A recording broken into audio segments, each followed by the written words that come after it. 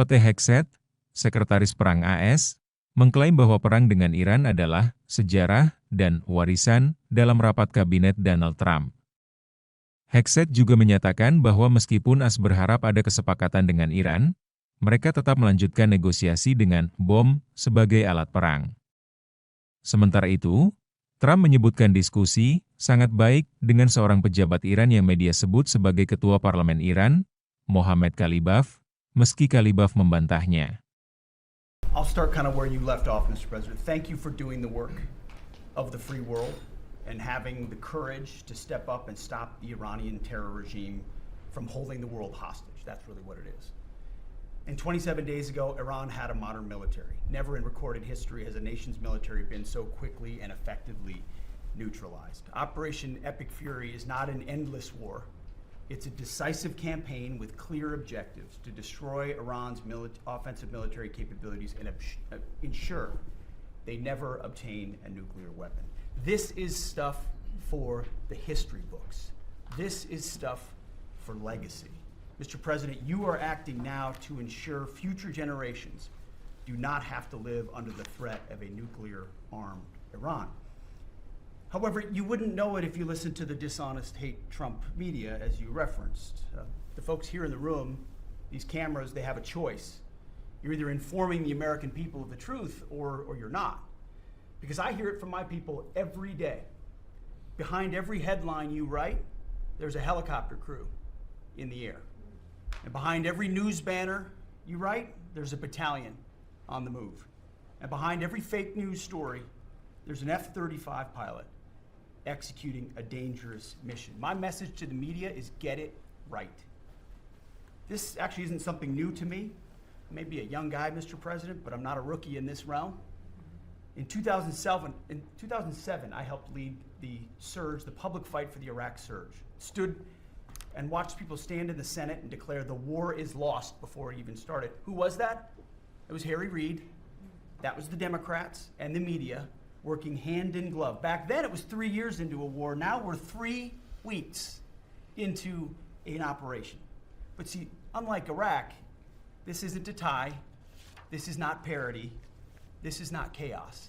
This is success, pure American success, on plan, and as the president said, ahead of pace. Over 10,000 enemy targets destroyed, over 140, I think now you're right, Mr. President, over 150 naval vessels sunk, underground facilities destroyed, their defense industrial base in shambles, and overnight, not only do they not have a Navy, Mr. President, they no longer have a Navy commander. IRGC's Navy commander was killed overnight in operation. So no Navy leader. Here's the thing about the media though, if President Trump had not acted, you'd be screaming, why not? And now that he has taken decisive action, you're asking, well, why did you? It's the same old tired playbook, TDS in your DNA. But the hardworking, God-fearing, patriotic Americans out there know better. And you alluded to this, President Obama, Mr. President. Here's a fact that you don't hear on your networks, but we know. Many of the Iranian military factories and bases that we're systematically destroying were paid for by the pallets of American cash that Barack Obama flew into Tehran under the Iran deal. You might call it an inconvenient truth. Iran took our money and turned it into weapons and bunkers and ammo. And now we're destroying those weapons and you're writing, Mr. President, that grievous wrong. And make no mistake, we had to act. And our objectives are clear. No nukes, no Navy, and a complete dismantling of their missile program and defense industrial base. And as Marco pointed out, that mission, and the VP as well, has not changed since day one. Yet, 2 days ago, they shot 2 failed missiles on a target 4,000 kilometers away. For years, they told the world that their missiles could only range 2 kilometers. Surprise.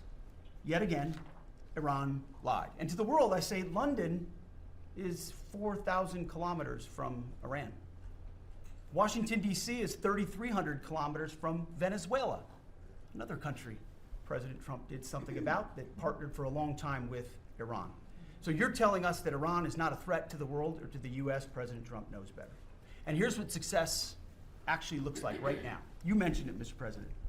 A-10 Warthogs, if you know them, you love them, and Apache helicopter gunships are flying strike missions inside Iranian airspace and throughout the Strait of Hormuz at will. See, you only send these slow, low-flying, close air support platforms when the enemy has no meaningful air defenses left. Their presence is proof that Iran's air defenses are gone.